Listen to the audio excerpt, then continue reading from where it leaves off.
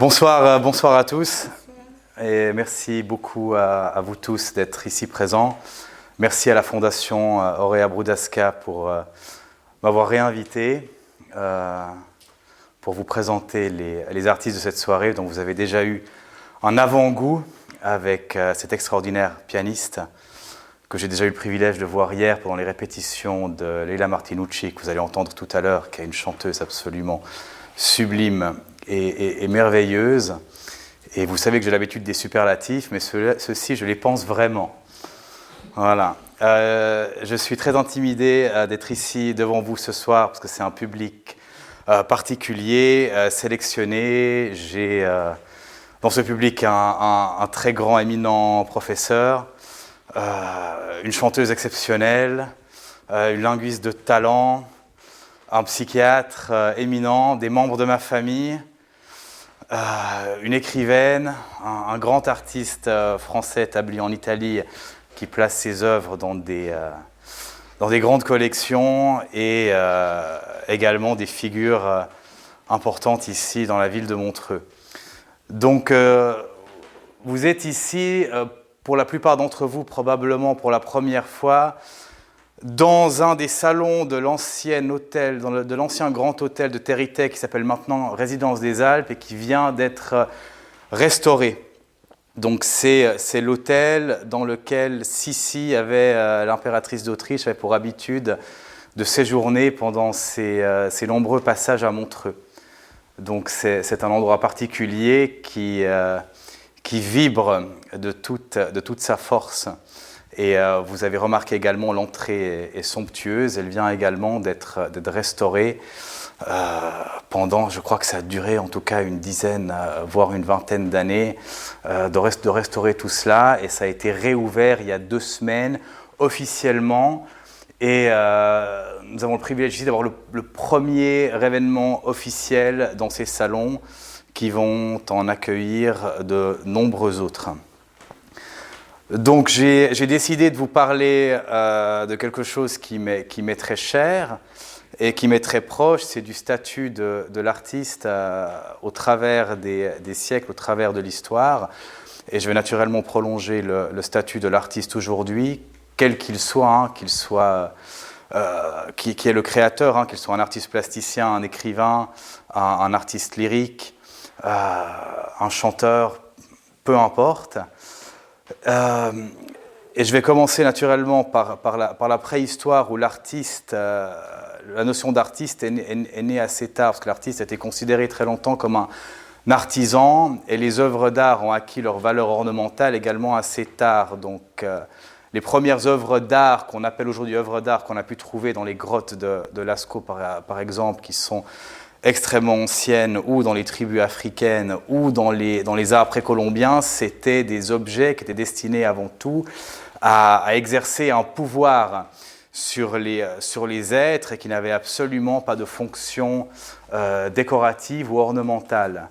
Et c'est amusant parce que j'ai connu un des grands marchands et spécialistes d'art africain, et il me disait une de ces statues africaines a le plus de valeur si elle est très sale, parce qu'on faisait beaucoup d'incantations, on les utilisait pour appeler les forces verticales ou pour avoir des influences sur les personnes ou sur les éléments. Donc plus une de ces sculptures était sale et on pouvait voir de la salive, des excréments, de l'urine, de l'eau, de la nourriture, peu importe, tous ces restes-là, c'est des sculptures qui avaient beaucoup de valeur parce c'était le témoignage de leur authenticité.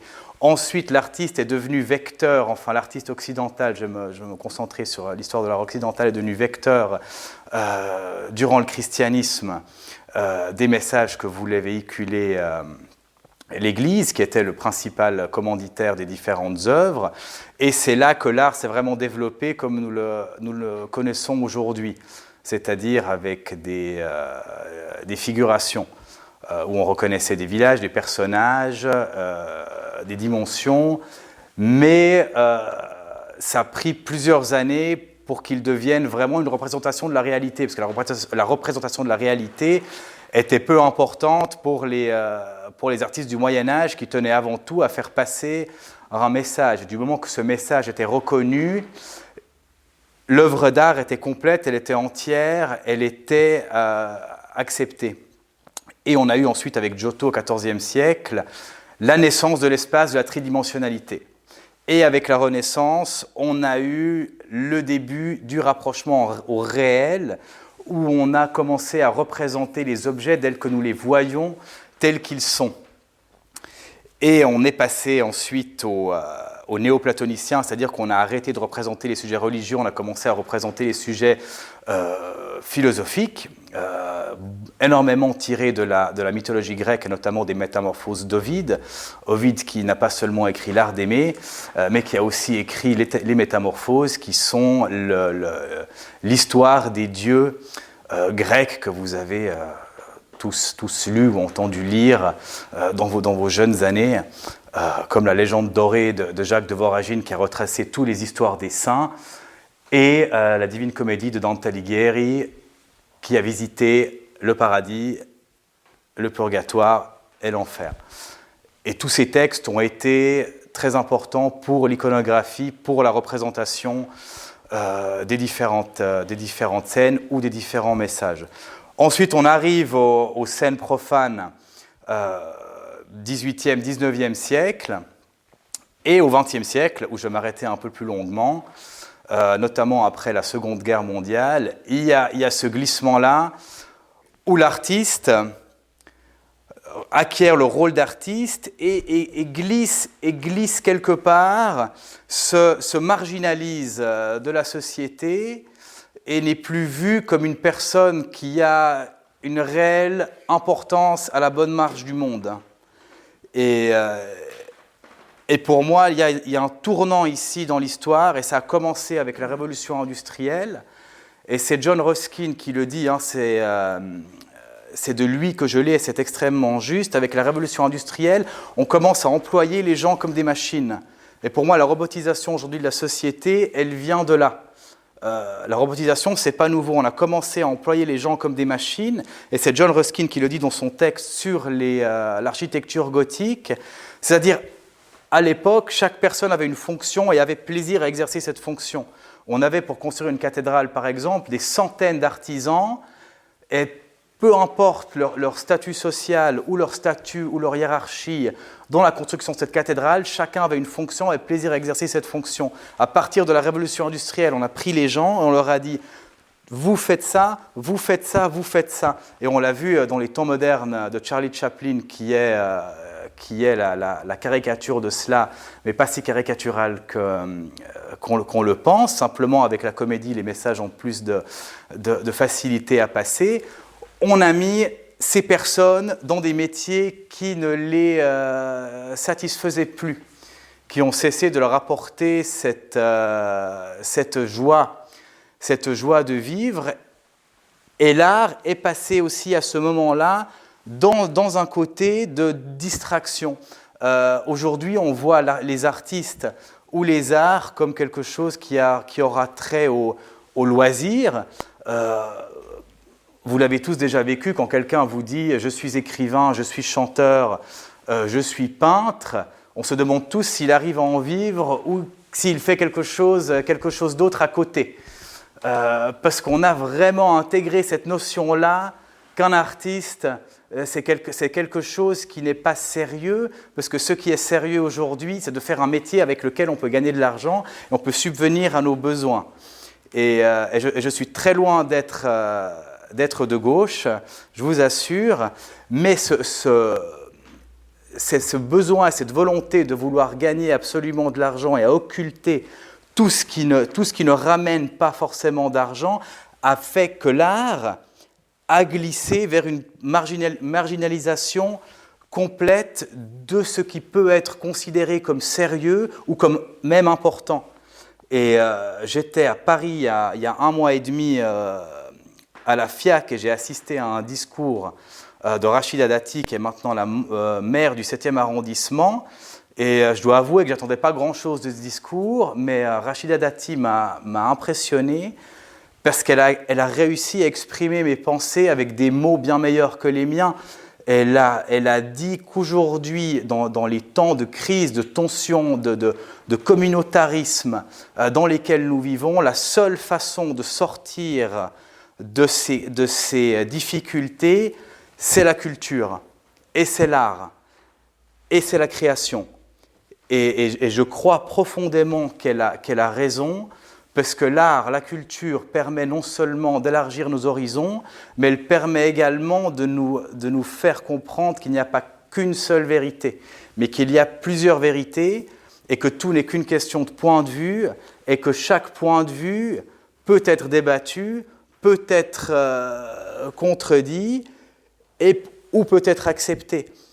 Et c'est là que les artistes entrent en jeu, parce que nous avons nos propres points de vue, nous avons nos propres opinions, et parfois, malgré nous, nous nous retrouvons prisonniers. Mais si nous ne lisons pas de livres, si nous n'écoutons pas ou si nous ne voyons pas les artistes, par exemple, on a entendu tout à l'heure Michael jouer ce morceau sublime, et on entend jouer ce morceau, et enfin, on se sent petit, parce qu'on se met sur ce piano, on voit des touches, on serait bien incapable, on peut avoir tout le savoir qu'on a, mais face à cette énergie créatrice, on se sent bien peu de choses, et ça nous permet de nous remettre un peu les pieds sur terre.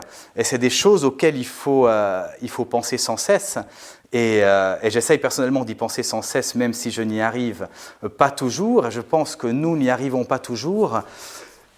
Le fait de regarder une œuvre d'art, un savoir-faire, une idée, un concept.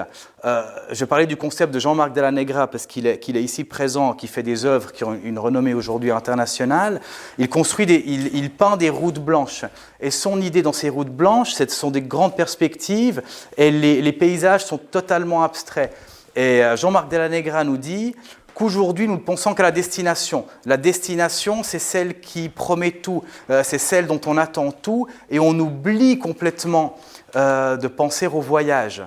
Et c'est le voyage finalement qui importe, parce que c'est le voyage qui va nous nourrir, et qui va nous inspirer, et qui va lui-même nous amener vers notre destination. Et une de nos destinations, naturellement, ce sera d'entendre tout à l'heure Leila Martinucci. C'est une destination magnifique. Et cette destination-là, elle n'existe pas sans le voyage et sans ce que nous amène le voyage. Et je vais conclure avec un hommage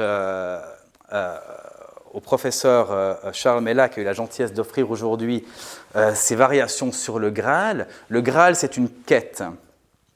Et on cherche le Graal, on ne le trouve jamais. Et c'est la même chose pour la destination. Et c'est la même chose pour nous, pour notre bonheur, qui pour moi n'existe pas, parce que le bonheur est une notion qui nous vient directement de la deuxième moitié du XXe siècle, et à laquelle aujourd'hui on nous dicte tous d'aspirer, mais finalement le bonheur est dans la recherche. C'est la recherche qui nous fait grandir, c'est cette initiation-là, et c'est ça qui va nous faire trouver ce Graal. Donc, bienvenue. C'est la ponctualité d'Amérique latine. Bienvenue. Voilà, absolument. Et donc, c'est cette recherche-là que nous ne devons jamais arrêter de poursuivre. Et aujourd'hui, notre temps est morcelé par une multitude de distractions. On a les distractions numériques avec nos téléphones portables, nos ordinateurs. On a les distractions qui peuvent être la télévision, qui est majoritairement terrifiante. Et on a un nombre d'activités externes qui nous seront proposées. Et on a perdu l'attention et on a perdu même la notion de recherche, parce qu'on n'arrête pas de nous dire que nous sommes bons, que nous sommes merveilleux, que nous ne devons surtout pas changer, que nous devons rester comme nous sommes. Et je m'inscris totalement contre cela. Je pense que nous ne devons jamais nous contenter de ce que nous sommes, que nous devons toujours lire davantage, toujours chercher davantage, toujours regarder davantage, toujours être plus curieux. Si nous avons une certitude, nous devons la disputer, nous devons chercher à l'élargir, et ça ne doit jamais cesser. Nous devons pouvoir réussir à lire 20 pages de la recherche du temps perdu sans être ennuyés. Et même si nous sommes ennuyés, c'est André Comte-Sponville qui le dit dans son dernier livre, l'ennui est un des ressorts de l'apprentissage. Vous pouvez vous ennuyer fortement quand vous apprenez un instrument de musique, à des moments absolument terribles, que vous appreniez le piano, que vous appreniez à compter. Dans l'apprentissage, il y a une partie d'ennui, mais l'ennui est nécessaire. Sans ennui, on n'arrive nulle part. Et la réussite, c'est quelque chose qui doit se mériter, et d'arriver à une destination, c'est quelque chose qui doit se mériter. Et nous ne mériterons rien si nous ne recherchons rien. Donc il ne faut jamais se fatiguer. J'ai l'impression d'être un pamphlétaire, excusez-moi. Excusez-moi, je parle avec le cœur. Et essayer, enfin j'essaye moi-même tous les jours de lire, de m'instruire, de regarder quelque chose pour continuer à rechercher ce Graal que je ne trouverai jamais, mais qui me séduit tant. Et je sais que la plupart d'entre vous le faites aussi, donc ça ne sert à rien que je ne vous le souhaite naturellement, mais c'est ce Graal qui va nous pousser toujours à nous tenir debout, parce que nous sommes finalement des bipèdes. Nous avons une verticalité, nous regardons vers le ciel, et nous ne sommes pas des quadrupèdes comme le sont les animaux qui vivent de façon complètement horizontale. Donc c'est cette verticalité-là qui doit nous pousser, et c'est cette verticalité-là qui est exprimée par les arts, qu'ils soient plastiques, qu'ils soient lyriques ou qu'ils soient littéraires. Et il ne faut jamais oublier de soutenir ces arts, même dans des échelles humbles comme nous le faisons aujourd'hui. Ce ne sont pas seulement des ténors comme Placido Domingo qui sont très talentueux et ils ne sont pas seuls. Ce ne sont pas seulement des David Hockney qui se vendent à 90 millions sur le marché d'art contemporain, comme on a pu le lire dans la presse il y a quelques jours. Mais ce sont également des artistes comme Leila Martinucci, comme Jean-Marc Dalla Negra ou comme Fanny Leb, qu'il ne faut jamais oublier. Oui, Daniel Orson-Ibarra est déjà établi, et je me réjouis de l'exposer à Miami bientôt. Mais naturellement, je continuerai à le soutenir corps et âme parce que je l'aime. Et c'est ça qui doit nous guider, parce que c'est la seule façon que nous allons trouver, que nous allons avoir de rester en harmonie avec le monde. Merci.